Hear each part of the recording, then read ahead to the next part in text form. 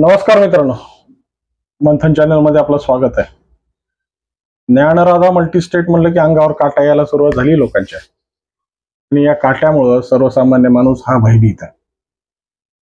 परंतु आनंदाचे काही वर्ष अधूनमधून पडतात आणि आनंदाची जेव्हा हे अशी जी दवबिंदू आहेत ना, ते थोडीशी आशा बाळगून आपल्याला आशा पल्लवित करून जातात.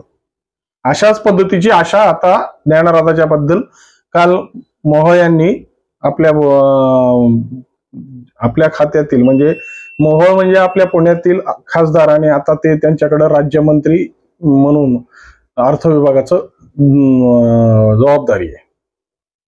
ही जबाबदारी पेलत असताना सर्वसामान्य माणसाच्या प्रश्नातून निर्माण झालेला हा घोटाळा, आता ती घोटाळ्याची संदर्भात आता मोहोळांनी थोडीशी कान उघडणी केली.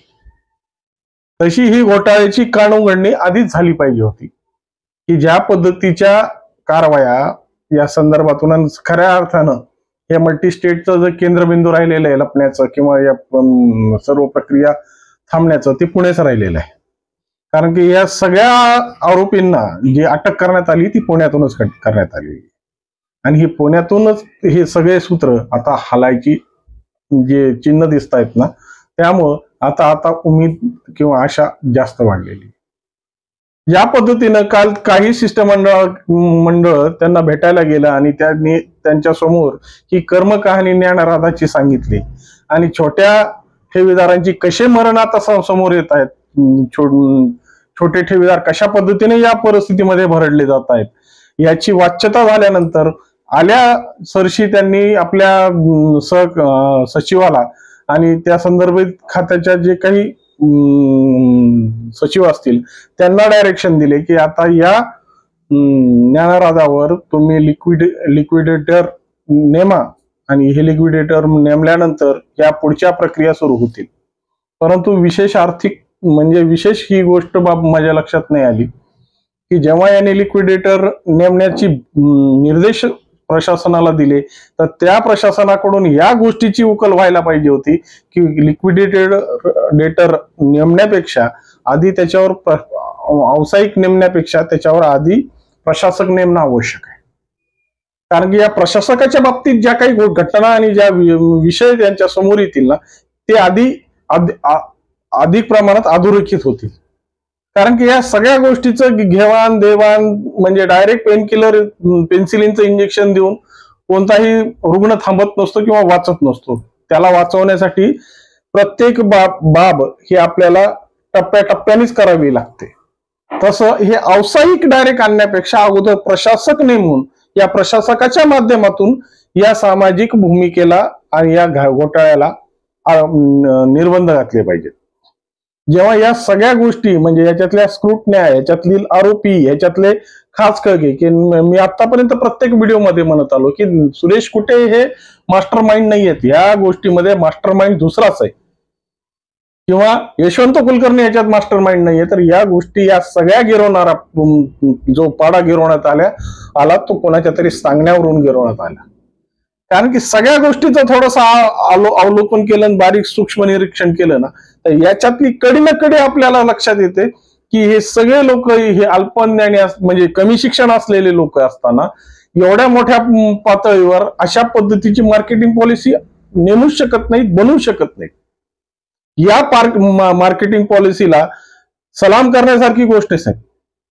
कारण की प्रत्येक गोष्ट जर तपासली ना, तर बाजारपेठेमध्ये कशा पद्धतीने आपली हवा तयार करायची, प्रत्येक लोकांपर्यंत कसं पोहोचायचं, वाढदिवसा दिवशी त्यांना घड्याळ किंवा त्यांच्या आवडत्या वस्तू भेट गिफ्ट देऊन त्यांच्या खिशातला पैसा कसा काढायचा, हे ज्ञानराधानी चांगल्या आपल्या पॉलिसीमध्ये तयार केलेलं होतं. आणि या ज्ञानराधाच्या या पॉलिसीमुळं अनेक जणांना बळ मिळालं, अनेकांना नवीन नवीन शोध व्हायला सुरुवात झाली, अनेकांना या गोष्टीचे दिशा कळू लागल्या. ज्या पद्धतीने म्हणतात ना, एक मार्गदर्शकाची म्हणजे अक्कल ही नक्कल करून अक्कल मिळवता येते, तशी अनेकांनी ही नक्कल करून अक्कल मिळवली, पण ती अक्कल टिकवता आलेली नाही. ती तशी सुरेश कुटेंनाही जमली नाही. परंतु परिस्थिती ही निर्माण झालेली आहे की आता डायरेक्ट व्यावसायिक नेमून व्यावसायिकाच्या माध्यमातून या ठेवीदारांना ज्या पद्धतीचा तुम्ही दिलासा देताय ना, त्यापेक्षा आधी ह्याच्यावर प्रशासक नेमा, आणि प्रशासक नेमत असताना या प्रशासकांच्या माध्यमातून ज्या ज्या गोष्टी या ज्ञानदादा मल्टी स्टेट कोऑपरेटिव्ह सोसायटीनं आपल्या अखत्यारीत केल्या आणि त्याच्या माध्यमातून ज्या ज्या परिस्थितीत, म्हणजे आजही कुटेंचा तो फॉरेन फंड अजून संपलेलाच नाहीये. अजूनही लोक त्यांना आशा आहे की माझा फॉरेन मधून फंड येणारच आहे, ज्या पद्धतीने लक्झर बस किंवा फॉरेन मधून माझे पैसे येणारच आहेत आणि मी ठेवीदारांचे पैसे देणारच आहे. परंतु ही आता आशा संपलेली आहे की निश्चितपणे सगळ्या ठेवीदारांनाही कळून चुकले, सर्व अधिकाऱ्यांनाही कळून चुकले की ह्याच्यातला या फॉरेन फंड मध्ये काही मर्म राहिलेलं नाहीये. परंतु या पद्धतीचा जो आता आलेख मांडायचा आहे, जो ग्राफ तयार करायचा आहे, तो त्यासाठी पहिल्यांदा प्रशासकाची आवश्यकता आहे. आणि प्रशासक आल्याशिवाय खऱ्या अर्थानं या गोष्टीचे उलगडे आणि या गोष्टीला बळ मिळणार नाही, हे मात्र निश्चित. त्या गोष्टीचा जर तुम्हाला प्रत्येक छडा आणि छडा लावून जर या गोष्टीमध्ये तुम्हाला सर्वसामान्य माणसाला न्याय द्यायचा असेल ना, तर या न्याय देताना तुम्हाला प्रत्येक गोष्ट ही टप्प्याटप्प्यानेच तुम्हाला पुढे जावं लागेल. डायरेक्ट तुम्ही त्याच्यावर लिक्विडेटर आणून लिक्विडेटरच्या माध्यमातून कारवाया करून सर्वसामान्य माणसाला ज्या पद्धतीच्या दिलासे मिळायला पाहिजे त्या पद्धतीने नाही हा प्रकरण. हे प्रकरण इतकं मोठं आहे की या प्रकरणाची खरी शहनिशा त्यामध्ये ज्या पद्धतीने कांद्यातल्या पापुद्रे पर्यंत, जोपर्यंत पापुद्रे काढत राहू तोपर्यंत ते पापुद्रे निघत जातात, शेवटी हातात जे एवढं फळ येतं ना, तशी ही गोष्ट आहे.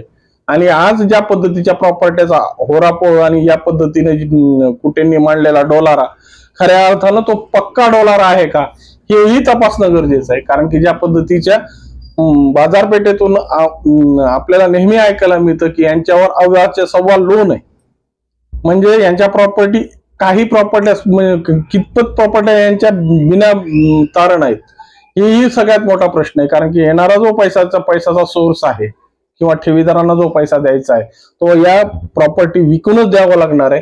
परंतु याच्यातल्याही किती प्रॉपर्टी अशा आहेत की ज्या डायरेक्ट विकता येतील आणि याच्यावर तारण नाहीये. परंतु या सगळ्या गोष्टीचा जर तुम्हाला खऱ्या अर्थाने सहनिशा करायची असेल, खऱ्या अर्थाने याचे उलगडे करायचे असतील, तर हे उलगडे फक्त प्रशासकाच्याच माध्यमातून होतील, लिक्विडेटरच्या माध्यमातून नाही, हे मात्र निश्चित. त्यामुळं येणाऱ्या ज्या अधिकाऱ्यांना तुम्ही ज्या पद्धतीने तुमच्या राज्यमंत्रीपदाचा बडगा दाखवला ना, त्या बडग्यापेक्षा तुम्ही या अधिकाऱ्यांकडून ही सिस्टीम समजून घ्या. आणि सिस्टीम समजून घेतल्यानंतर सर्वसामान्य माणसाच्या भल्यासाठी ज्या काही गोष्टी तुम्हाला अवलंब करता येईल, ज्या गोष्टी तुम्हाला सुचतील म्हणजे प्रशासनाच्या माध्यमातून, त्या पद्धतीच्या गोष्टीवरच तुम्ही कार्यवाही करा, एवढीच विनंती करतो. नमस्कार.